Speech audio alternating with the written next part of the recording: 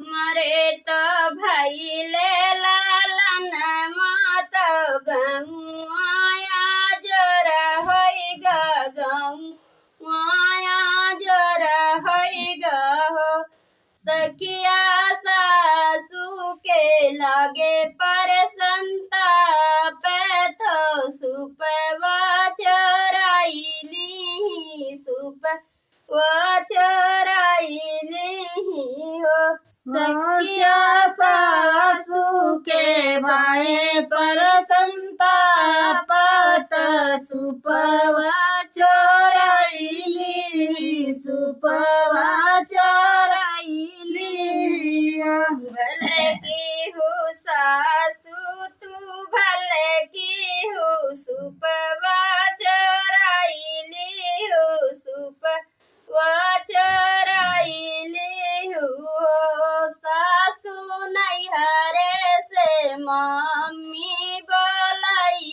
बेतो सुपवा खरीदी दइए सुपवा खरीदी दइए सासू नैहरे से मम्मी बोलाऊ बैत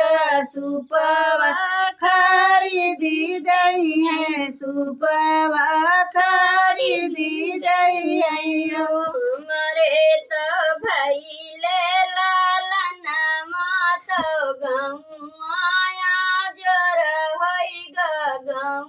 गंगाया जर होई तो सखिया जेठनियों के भैले पर संताप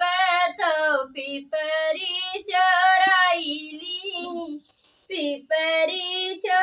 चराइली हो सासू सखिया जेठानियों के भाई पर संताप पिपरी चोराई गए पिपरी चोराई लिया भले की हो जेठानी तू भले की हो पिपरी चराइली हो पिपरी चराइली हो ओ जेठानी नैहरे से भाभी बोलाई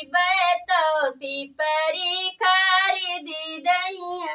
पिपरी खरीदी दइया हो जेठनी नैहरे से भाभी बोलाऊ पिपरी खरीदी दई है पिपरी खरीदी दई हो जेठनी नैहरे से भाभी बोलाई तो पिपरी खरीदी दई है पिपरी खरीदी दई हो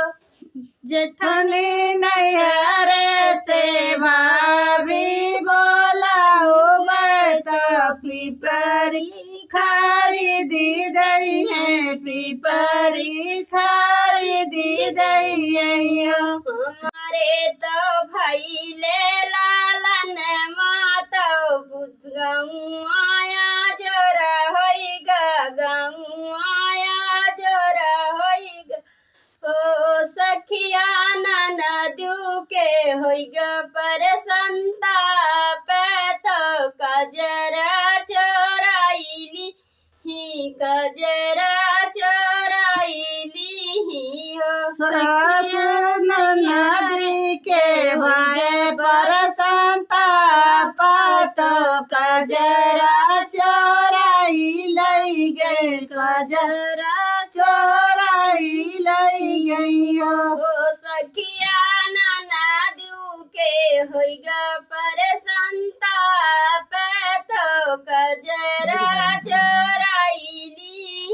कजरा चोराइली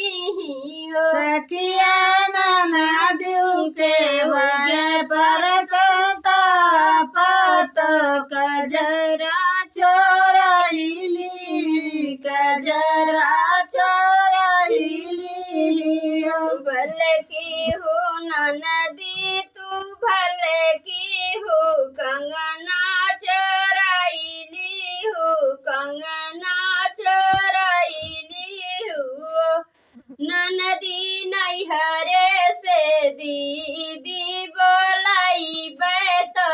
कजरा रचाई दई है कजरा रचाई दई है हो ननदी नैहरे से दीदी बोलाऊ बैत कजरा रचाई दई है कजरा रचाई दई हो हो ननदी नैहरे से दीदी बोलाई तो कजरा रचाई दई है कजरा रचाई दई है हो ननदी नैहरे से दीदी मांगऊ बैत कजरा रचाई दई है कजरा रचाई दई हो